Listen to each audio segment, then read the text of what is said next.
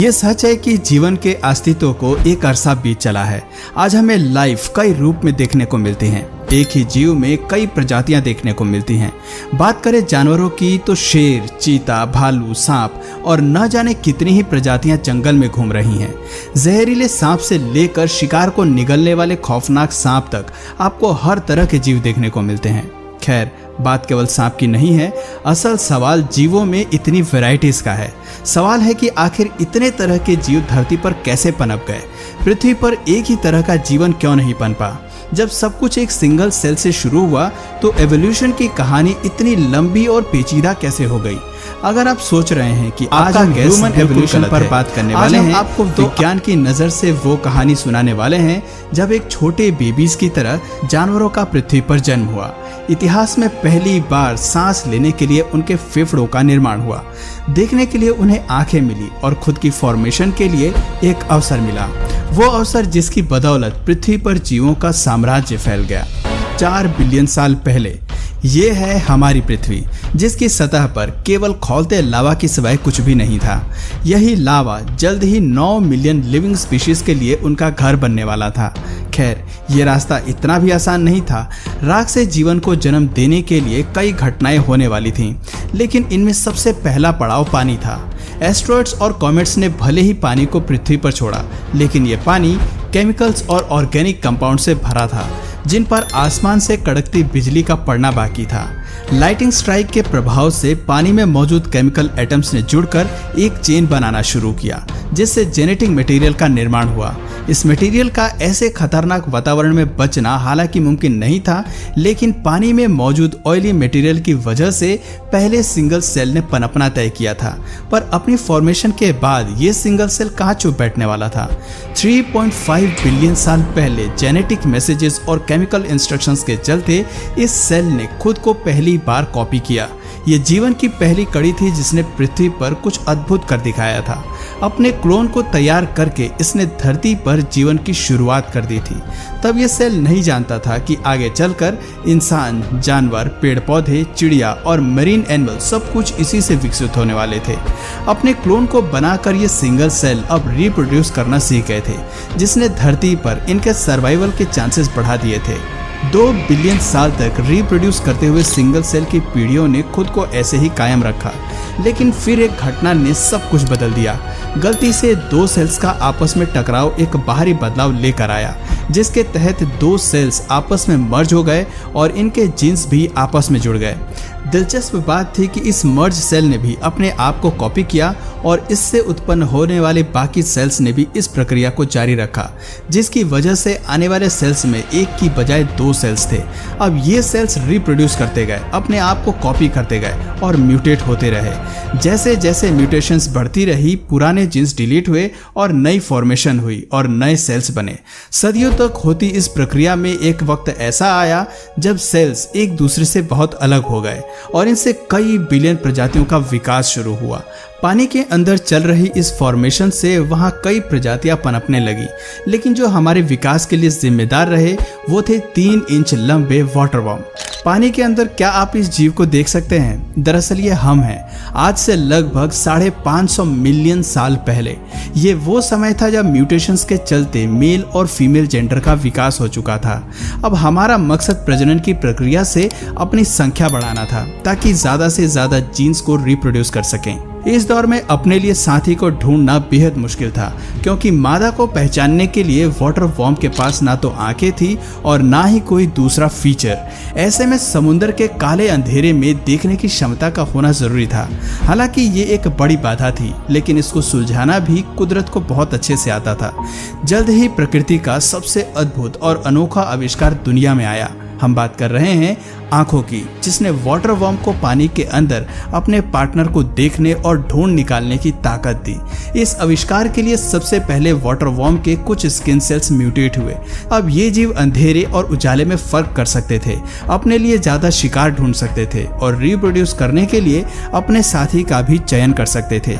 इस तरह से वाटर वर्म ज्यादा समय के लिए जी सकते थे, लेकिन यही काफी नहीं था। वक्त के साथ साथ सेल्स में नई म्यूटेशन होने लगी, जिससे सभी जीवों में आंखों का विकास हुआ। आंखों के विकास के साथ ही पानी के नीचे जीव अब सब कुछ देख पाए। हैरानी की बात थी कि इन सब की शुरुआत केवल एक सिंगल सेल से शुरू हुई थी, लेकिन अब इसकी बदौलत एक मरीन वर्ल्ड का विकास हो गया था। लेकिन आसपास की दुनिया को समझना भी जरूरी था, इसलिए आंखों के पीछे मौजूद नर्व सेल्स ने आपस में इकट्ठा होना शुरू किया। शुरुआत में ये ऑर्गन बेहद छोटा था, लेकिन वक्त के साथ ये जीवों के शरीर का सबसे जरूरी और रहस्यमय हिस्सा बन गया। हम बात कर रहे हैं दिमाग की। जी हाँ दोस्तों, 521 मिलियन साल पहले जीवों में आंखों के बाद दिमाग का ही विकास हुआ। दुनिया में पहले दिमाग के विकास के साथ ही बहुत कुछ बदलने वाला था।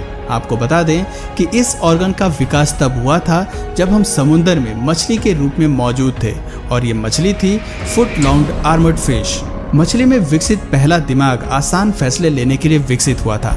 इस स्तर पर दिमाग आम जानकारी को प्रोसेस कर सकता था, लेकिन खुद को खतरों से बचाने के लिए रणनीति बनाने में सक्षम नहीं था। पानी में फुट लॉन्ग आर्मर्ड फिश को कई खतरों से बचकर रहने की जरूरत थी, वरना इसकी प्रजाति विलुप्त भी हो सकती थी। इसी खतरे से बचने के लिए 400 मिलियन साल पहले जेनेटिक चेंजेस की वजह से मछली की त्वचा पहले के मुकाबले सख्त होनी शुरू हो गई। खुद को खतरों से बचाने के लिए इन जीवों में दांत और जबड़ों का भी विकास शुरू हुआ, जिसका मतलब था कि अब ये मछली ज्यादा भोजन खा सकती थी, अपने लिए शिकार कर सकती थी। एक मजबूत शरीर के साथ 375 मिलियन साल पहले मछली में कई फीचर्स विकसित हो गए थे, जिसकी वजह से अब ये आराम से किसी भी शिकार को पकड़ सकती थी। लेकिन समस्या ये थी कि पानी के नीचे मौजूद ऑक्सीजन इसके लिए काफी नहीं था। ऑक्सीजन की कमी से पानी के अंदर इसका ज्यादा समय तक सरवाइव कर पाना आसान नहीं था। इसके अलावा वहां मौजूद टॉक्सिक कार्बन डाइऑक्साइड भी इनके लिए एक बड़ा खतरा था। हालांकि वहां भोजन की कमी नहीं थी, लेकिन ऑक्सीजन जीवन के लिए मेन इंग्रेडिएंट था, जिसे पाने के लिए इन्हें कुछ बेहद ही बड़ा करना जरूरी था। दोस्तों, कुदरत का नियम तो आप जानते ही हैं कि कुछ भी पाने के लिए रिस्क लेना ही पड़ता है। इस मछली ने भी यही किया। ऑक्सीजन के लिए फुट लॉन्ग आर्मर्ड फिश पानी की सतह पर आई और इसने ऑक्सीजन लेना शुरू किया। शरीर में ऑक्सीजन के ट्रेवल होने की वजह से धीरे धीरे लंग्स का विकास हुआ। लंग्स के विकास के साथ ही पानी में एक नई प्रजाति पनपी, जिन्हें नाम दिया गया इस्थियोस्थेगा। इस्थियोस्थेगा असल में हम ही थे, और हम हवा और पानी दोनों में सांस ले सकते थे। हवा में सांस लेने के लिए हम लंग्स का इस्तेमाल करते थे, जबकि पानी में सांस लेने के लिए हमारे पास गिल्स थे। आज हमारे पास गिल्स नहीं है, लेकिन दोनों स्थिति में सांस लेने का मैकेनिज्म हमें आता है। पानी में रहते हुए इस इस्थियोस्थेगा को काफी समय हो चुका था, लेकिन बाहर की दुनिया की तरफ इनका खिंचाव ज्यादा था। 365 मिलियन साल पहले वो समय भी आया जब हमने अपना सर पानी से बाहर निकाला और हमारे सामने मौजूद जमीन की तरफ बढ़ने लगे। ये जगह हमारे लिए अनजान थी, लेकिन दिलचस्प भी। पानी के बाहर आकर हम इतिहास का रुख बदलने वाले थे और जमीन पर उस जीवन की शुरुआत करने वाले थे जो पृथ्वी का इतिहास बदलने वाली थी। फिर वो पल भी आया जब हम पानी से बाहर आए। इस्थियोस्थेगा ही वो पहले जीव थे जिन्होंने बाहर की दुनिया में आकर सब कुछ बदल दिया। लेकिन ये इतना आसान नहीं था। जमीन पर आने की कीमत भी इन्हें चुकानी थी। इनकी नर्म त्वचा सूरज की रोशनी झेलने के लिए नहीं बनी थी, इसलिए जमीन पर इनका विलुप्त होना पक्का था। लेकिन कुदरत इन्हें आसानी से खत्म होने देना नहीं चाहती थी। फिर वो दौर भी आया जब इन जीवों ने धीरे धीरे इस वातावरण में एडॉप्ट करना सीखा।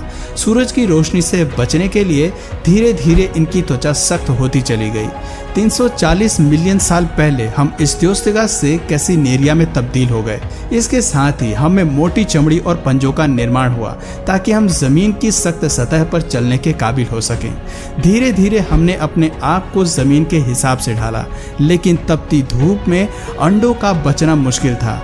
प्रजनन के लिए इस्तेमाल होने वाली पुरानी प्रक्रिया जमीन पर किसी काम की नहीं थी। ऐसे में यहाँ कैसिनेरिया ने प्रजनन की एक नई प्रक्रिया को चुना, जो आज भी कायम है। आज भी सभी जीव इस प्रक्रिया से ही रिप्रोड्यूस करते हैं, जिसे हम सेक्स कहते हैं। यहीं से जीवों में सेक्स की प्रक्रिया शुरू हुई। इस प्रक्रिया की जरूरत इसलिए पड़ी ताकि बच्चे एक हार्ड शेल्स के अंदर पैदा हो सकें। ये एवोल्यूशन का एक ऐसा मास्टरपीस था जिसकी वजह से जमीन पर जीवन एक नए सिरे से शुरू हुआ। धरती पर रेप्टाइल्स वो पहले जीव थे जिन्होंने अंडे देने शुरू किए। अंडे देने की वजह से हमें नए बेबीज में जेनेटिक वैरायटी देखने को मिली। इस वैरायटी ने हमारी प्रजाति को मरने नहीं दिया, आपको बता दें कि कैसिनेरिया वो पहले जीव थे जो पूरी तरह से ज़मीनी सतह पर रहने के लिए एडॉप्ट हुए और इनके बच्चे भी ऐसे वातावरण में आसानी से एडॉप्ट हो गए। ये जीव पृथ्वी के खुले वातावरण में सांस ले सकते थे, चल सकते थे और खुद के वजन को भी संभाल सकते थे। लेकिन एवोल्यूशन की कहानी केवल यहीं तक सीमित नहीं थी, अभी इसके साथ बहुत कुछ होना बाकी था। ये समय रुकने का नहीं था, बल्कि एक ऐसे लाइफ को फॉर्म करने का था जो आगे चलकर पूरे अर्थ को डोमिनेट करने वाला था। ये सब कैसे होने वाला था? आखिर अब कौन से ऑर्गन्स डेवलप होने वाले थे और एवोल्यूशन की होड़ में अब कौन से जानवरों का एवोल्यूशन होना बाकी था? अगर मैं ये सब इसी वीडियो में बताने लगा तो ये वीडियो बहुत लंबी हो जाएगी।